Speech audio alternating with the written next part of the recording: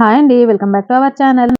ఈరోజు ఈ వీడియోలో వచ్చేసి చూస్తున్నారు కదండి, ఇక్కడ బాహుబలి హ్యాండ్ కటింగ్ ఇంకా స్టిచ్చింగ్ అయితే ఈజీ మెథడ్లో ఎలా చేసుకోవాలనేది చూపిస్తా అండి. చాలా క్లియర్గా అందరికీ అర్థమయ్యే విధంగా అయితే వీడియో ఉండబోతుందన్నమాట. వీడియోని ఎక్కడ స్కిప్ చేయకుండా చూడండి, అప్పుడే మీకు క్లియర్గా అర్థమవుతుంది ఎలా కట్ చేసి కుట్టుకోవాలనేది. అలాగే వీడియో మొత్తం చూసి వీడియో కనుక మీకు నచ్చినట్లయితే వీడియోకి ఒక లైక్ చేయండి. అలాగే మన ఛానల్లో టైలరింగ్ సంబంధించి చాలా వీడియోస్ ఉన్నాయండి. ఒకసారి ఛానల్లోకి వెళ్ళి చూసి మీకు గనుక నచ్చినట్లయితే మీకు ఉపయోగపడతాయి వీడియోస్ అనుకుంటే ఛానల్ని ఖచ్చితంగా సబ్స్క్రైబ్ చేసుకోండి. ఇంకా ముందు ముందు టైలరింగ్కి సంబంధించి మంచి మంచి వీడియోలు అయితే అప్లోడ్ చేస్తా అండి. ఇప్పుడు హ్యాండ్స్ ఎలా కట్ చేసుకోవాలో చూద్దాము. ఇక్కడ నేను ఫస్ట్ వచ్చేసి పేపర్ కటింగ్ చేస్తున్నా అండి. మనం డైరెక్ట్ క్లాత్ కాకుండా ఇలా పేపర్ని కట్ చేసుకుంటే కటింగ్ మనకి ఈజీగా వచ్చేస్తుంది. ఫస్ట్ పేపర్ని తీసుకొని సెంటర్కి ఇలా ఫోల్డ్ చేసుకోండి. ఫోల్డింగ్ మన సైడ్ ఉండాలి, ఎడ్జెస్ అనేవి మనకి ఆపోజిట్లో ఉండాలండి. ఫస్ట్ హ్యాండ్ లెంత్ని అయితే తీసుకోవాలి. హ్యాండ్ లెంత్ వచ్చేసి 9.5 ఇంచులు అండి. 9.5 ఇంచుల దగ్గరికి ఒక మార్క్ చేసుకోండి. అలాగే ఈ లాస్ట్లో కూడా 9.5 ఇంచులకు మార్క్ చేసుకోండి. ఈ రెండు మార్కింగ్ని కలుపుకొని స్ట్రైట్గా ఒక లైన్ డ్రా చేసుకోండి. ఇక్కడ నేను ఖర్చుల కోసం అయితే ఎక్స్ట్రా వదలడం లేదండి. హ్యాండ్ లెంత్ ఎంత అయితే ఉందో అంత పెట్టేస్తున్నా అనమాట.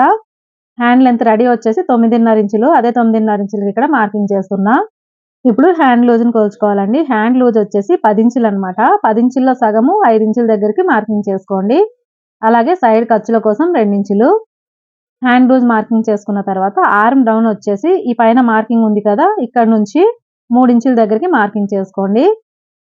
ఇక్కడ నుంచి 3 ఇంచుల దగ్గరికి మార్కింగ్ చేసాం కదా, ఈ మార్కింగ్ దగ్గర నుంచి స్ట్రైట్గా ఇంకో లైన్ ఇలా డ్రా చేసుకోండి. ఇప్పుడు ఆర్మ్ లూజ్ని అయితే కొలుచుకోవాలండి. ఆర్మ్ లూజ్ వచ్చేసి 16 ఇంచులు. 16 ఇంచుల్లో సగం మనకి 8 ఇంచులు వస్తుంది అనమాట. ఈ పైన 9.5 ఇంచుల దగ్గర మార్కింగ్ చేసాం కదా, ఆ మార్కింగ్ దగ్గర నుంచి 16 ఇంచుల్లో సగం 8 ఇంచులకి ఇలా మార్క్ చేసుకోండి క్రాస్లో. అలాగే 2 ఇంచుల ఖర్చుల కోసం మార్క్ చేసుకోవాలి. ఇప్పుడు చేతి లూజ్ని అలాగే ఆర్మ్ లూజ్ని మార్కింగ్ చేసాం కదా, ఈ రెండు మార్కింగ్లని స్ట్రైట్గా ఇలా కలుపుకొని లైన్స్ అయితే డ్రా చేసుకోవాలి. అలాగే 2 ఇంచుల ఖర్చు కోసం వదిలాం కదా, ఇక్కడ కూడా స్ట్రైట్గా ఇలా మార్కింగ్ చేసుకోండి. నెక్స్ట్ వచ్చేసి ఈ ఫోల్డింగ్ దగ్గర నుంచి 1 ఇంచ్ దగ్గరికి మార్కింగ్ చేసుకోండి. 1 ఇంచ్కి ఇలా మార్కింగ్ చేసేసి ఈ 1 ఇంచ్ మార్కింగ్ దగ్గర నుంచి ఇలా ఇక్కడ ఆర్మ్ డౌన్కి మార్కింగ్ చేసాం కదా, ఇక్కడికి మార్కింగ్ని ఇలా కలుపుకోవాలండి. చిన్నగా ఇలా కర్వ్ షేప్ వచ్చేలాగా డ్రా చేసుకొని మార్కింగ్ చేసుకోవాలి. ఇలా మార్కింగ్ చేసుకున్న తర్వాత ఇప్పుడు హ్యాండ్ని అయితే కట్ చేసేద్దాము. మార్కింగ్ అయితే కంప్లీట్ అయిపోయింది. ఈ మార్కింగ్ పై నుంచి హ్యాండ్ని కట్ చేసుకోవాలండి. అంటే ఇప్పుడు మనం నార్మల్ హ్యాండ్ ఎలాగైతే కట్ చేసామో సేమ్ అలాగే ఫస్ట్ అయితే పేపర్ని కట్ చేసుకోవాలి.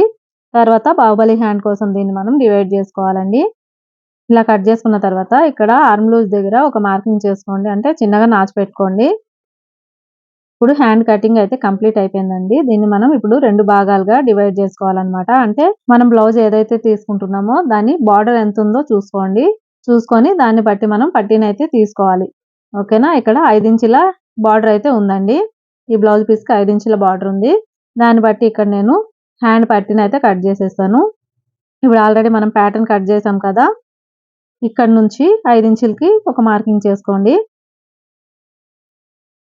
ఓకేనా. ఈ కింది నుంచి 5 ఇంచుల దగ్గరికి మార్కింగ్ చేసుకోవాలి. అలాగే ఇవతల సైడ్ కూడా 5 ఇంచుల దగ్గరికి ఒక మార్కింగ్ చేసుకోండి. ఈ సైడ్ కూడా 5 ఇంచులకు మార్కింగ్ చేసుకోవాలి. మొత్తం ఇలా 5 ఇంచులకు మార్కింగ్ చేసుకొని స్ట్రైట్గా ఒక లైన్ డ్రా చేసేయండి. స్ట్రైట్గా లైన్ డ్రా చేసేసి 5 ఇంచుల మార్కింగ్ ఏదైతే పట్టి తీసామో దీన్ని కట్ చేసి తీసేయాలన్నమాట. అంటే ఈ పేపర్ని మనం ఇప్పుడు 2 పీసెస్ లాగా కట్ చేసుకుంటున్నామండి. ఇదే డైరెక్ట్గా లైనింగ్ పైన మార్కింగ్ చేస్తే కొంచెం ఇబ్బంది అవుతుంది. అందుకని ఫస్టే మనము పేపర్ని ఇలా కట్ చేసుకుంటే లైనింగ్ పీస్ పైన మార్కింగ్ చేసుకోవడం ఈజీ అయిపోతుంది అనమాట. ఇప్పుడు లైనింగ్ క్లాత్ని తీసుకొని ఇలా 4 ఫోల్డింగ్స్ వేసుకోవాలండి. 4 మడతలు వేసుకోవాలి. ఈ ఎడ్జెస్ అనేవి మనకు ఆపోజిట్లో ఉండాలి. ఈ ఫోల్డింగ్ అనేది మన సైడ్ ఉండేటట్టు చూసుకోండి. ఇలా ఫోల్డింగ్ చేసుకున్న తర్వాత ఈ ఎడ్జెస్ ఉన్నాయి కదా, ఇక్కడ ఒక 1/2 ఇంచ్ కిందికి ఖర్చు వదిలేసి స్ట్రైట్గా ఇలా మార్కింగ్ చేసుకోండి. ఎందుకంటే మనం పేపర్ కట్ చేసినప్పుడు ఖర్చుల కోసం అయితే వదలలేదు, అందుకని ఖర్చుల కోసం ఇప్పుడు ఇక్కడ వదిలేసి మార్కింగ్ చేసుకోవాలన్నమాట. ఈ ప్యాటర్న్ వచ్చేసి రెడీ ప్యాటర్న్ అనమాట. మనం కట్ చేసిన పేపర్ ఏదైతే ఉందో అది రెడీ మార్కింగ్ చేసాము. అందుకని ఇక్కడ ఖర్చుల కోసం 1/2 ఇంచ్ వదిలేసి మార్కింగ్ చేసుకోవాలి. కింద ఖర్చు కోసం 1/2 ఇంచ్ వదిలాం కదా, అలాగే పైన కూడా ఇలా మార్కింగ్ చేసేసి స్ట్రైట్గా మార్కింగ్ చేసేసి అలాగే 1/2 ఇంచ్ పైన ఖర్చు కోసం ఎక్స్ట్రా మార్కింగ్ చేసుకొని దీన్ని కట్ చేసేయాలండి. అర్థమైంది కదండి. మనం పేపర్ కట్ చేసేటప్పుడు ఖర్చులు వదులుకోలేదు, లైనింగ్ కట్ చేసేటప్పుడు ఇక్కడ ఎక్స్ట్రా ఖర్చుల కోసం వదిలేసి కట్ చేసుకోవాలన్నమాట. ఈ సైడ్కి అయితే చిన్న పీసుల పైన అయితే జాయింట్స్ వస్తాయండి. ఇప్పుడు నేను కట్ చేస్తున్నా కదా, ఇక్కడ చిన్న ముక్కలు అయితే జాయింట్స్ వస్తాయి. ఇలా హ్యాండ్ కింద బార్డర్ దగ్గర వచ్చే పట్టీని లైనింగ్ కట్ చేసుకున్న తర్వాత ఇప్పుడు పైన పఫ్ కోసం అయితే మిగిలిన లైనింగ్ ని కట్ చేసుకోవాలండి. ఇప్పుడు ఈ మిగిలిన లైనింగ్ క్లాత్ లోనే ఇక్కడ కూడా 1/2 ఇంచ్ ఖర్చు కోసము ఇలా మార్కింగ్ చేసుకోండి. కింది సైడ్ 1/2 ఇంచ్ ఖర్చు కోసం మార్కింగ్ చేసేసి ఇక్కడ ఫోల్డింగ్ ఉంది కదా, ఈ ఫోల్డింగ్ దగ్గర నుంచి 3 ఇంచులకి మార్కింగ్ చేసుకోండి. ఇలా మార్కింగ్ చేసుకున్న తర్వాత మనం కట్ చేసుకున్న ఈ ప్యాటర్న్ తీసుకొని దీని లెంత్ అయితే మార్కింగ్ చేసేయండి. ఇలా మార్కింగ్ చేసి స్ట్రైట్ గా ఒక లైన్ ఇలా డ్రా చేసుకోండి. ఇప్పుడు లెంత్ ని మార్కింగ్ చేసాం కదా, ఇక్కడ నుంచి మళ్ళీ ఫోల్డింగ్ దగ్గర నుంచి 3 ఇంచులకు మార్కింగ్ చేసుకోండి. ఈ 2 మార్కింగ్‌లని కలిపేసుకొని ఇక్కడ ఒక లైన్ డ్రా చేసుకోండి. అంటే ఇక్కడ మనకు ఒక బాక్స్ లాగా వచ్చేసింది కదా, ఇది ఎక్స్ట్రా కుచ్చుల కోసం అన్నమాట. ఇప్పుడు ఈ కట్ చేసిన ఈ ప్యాటర్న్ తీసుకొని ఇక్కడ నుంచి అయితే ఇలా పెట్టాలండి. ఓకేనా? ఎక్స్ట్రా ఈ క్లాత్ ని అయితే వదిలేయాలి. 3 ఇంచులు కట్ అంటే ఎక్స్ట్రా మార్కింగ్ చేసాం కదా, దీన్ని వదిలేసి ఇక్కడ నుంచి 1/2 ఇంచ్ పైన ఖర్చు కోసం వదిలేసి ఇలా మార్కింగ్ చేసుకోండి. అలాగే పైన కొంచెం పఫ్ ఎత్తుగా లెగడం కోసం అనేసి పైన ఈ మార్కింగ్ దగ్గర నుంచి పైకి 2 ఇంచులకు మార్కింగ్ చేసుకోండి. అలాగే ఇక్కడ కూడా 2 ఇంచులకు మార్కింగ్ చేసుకొని ఇక్కడ ఒక స్ట్రైట్ గా ఇలా లైన్ డ్రా చేసుకోండి. ఈ పైన బాక్స్ లాగా వచ్చింది కదా, ఇదైతే మనకి ఎక్స్ట్రా పఫ్ కోసం అన్నమాట. పైన కొంచెం ఎత్తుగా లెగడం కోసం ఎక్స్ట్రా అయితే తీసుకోవాలి. ఈ మార్కింగ్ ని దీంట్లో ఇలా కలిపేయాలండి. చూడండి, ఈ మార్కింగ్ దగ్గర నుంచి అయితే హ్యాండ్ ఇలా పెట్టి తీసుకున్నాము. ఈ సైడ్ కి అయితే జాయింట్స్ వస్తాయండి. ఇప్పుడు జాయింట్స్ ఎలా కట్ చేసుకోవాలని కూడా చూపిస్తాను.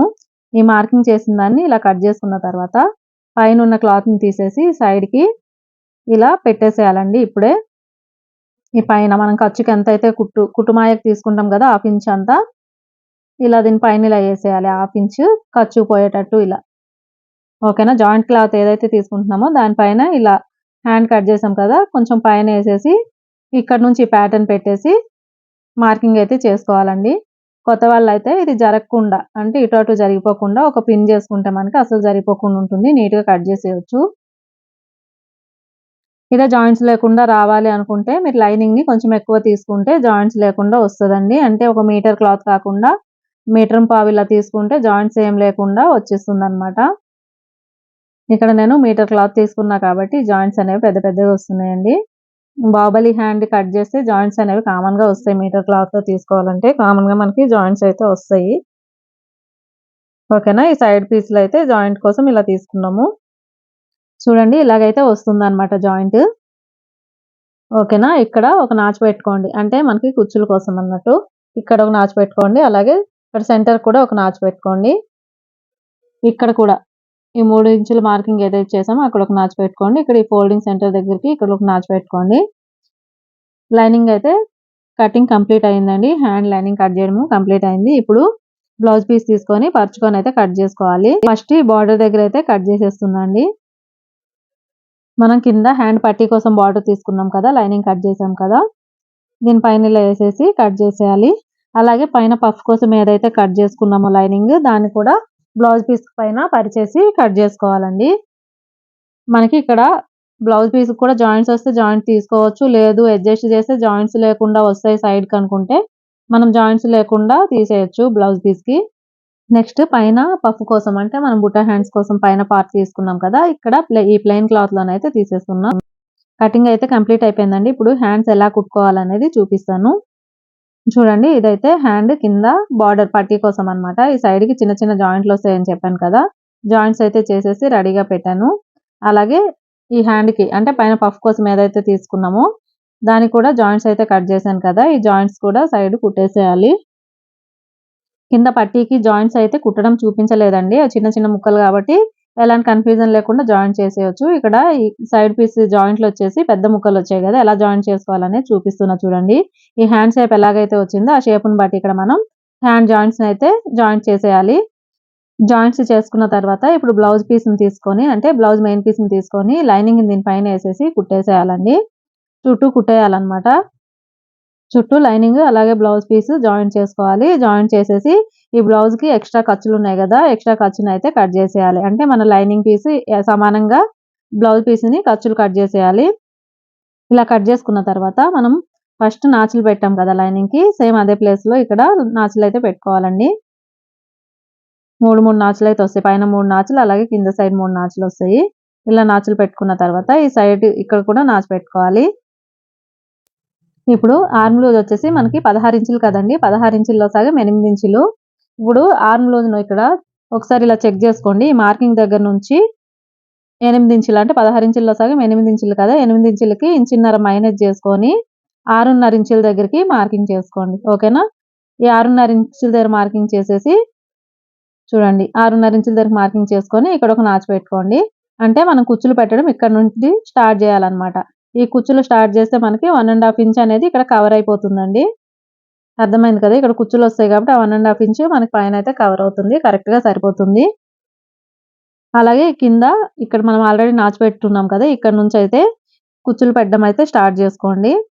చిన్న చిన్నగా ఎన్ని కుచ్చులు వస్తే అన్ని కుచ్చులు పెట్టేయండి.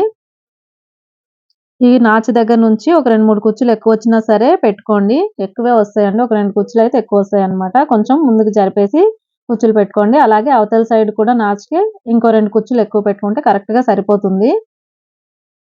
అంటే మనం కింద 3 నాచులు పెట్టాం కదా, ఆ నాచు దగ్గర నుంచి ఇంకో 2 కుచ్చులు ఎక్స్ట్రా అయితే పెట్టామన్నమాట. ఇవతల సైడ్ అవతల సైడ్ 2 సైడ్లు. ఇప్పుడు మనం ఈ పట్టీని అయితే కుట్టుకోవాలండి. ఈ కింద బార్డర్ దగ్గర పట్టీకి వచ్చేసి నేను పైపింగ్ కుడుతున్నా అండి. ఫస్ట్ కింది సైడ్ పైపింగ్ ని అటాచ్ చేసేయాలి.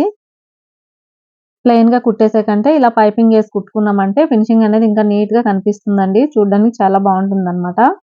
ఫస్ట్ లైనింగ్ పైన పైపింగ్ ఇలా వేసుకొని కుట్టుకున్న తర్వాత దీనిపైన బార్డర్ తీసుకోవాలండి. ఇప్పుడు బార్డర్ తీసుకొని ఇలా పైపింగ్ సెంటర్ కి వచ్చేటట్టు చూసుకోండి. ఇక్కడ బార్డర్ వచ్చేసి మనకి సీదాలో ఉంది, పైపింగ్ అనేది వచ్చేసి మధ్యలో ఉందండి. ఇలా చూసుకొని ఈ పైపింగ్ ఆల్రెడీ మనం ఒక కుట్టేసాం కదా, పైపింగ్ అటాచ్ చేయడానికి ఆ కుట్టు పైనుంచి ఇంకో కుట్టు వచ్చేటట్టు ఇలా వేసుకోండి.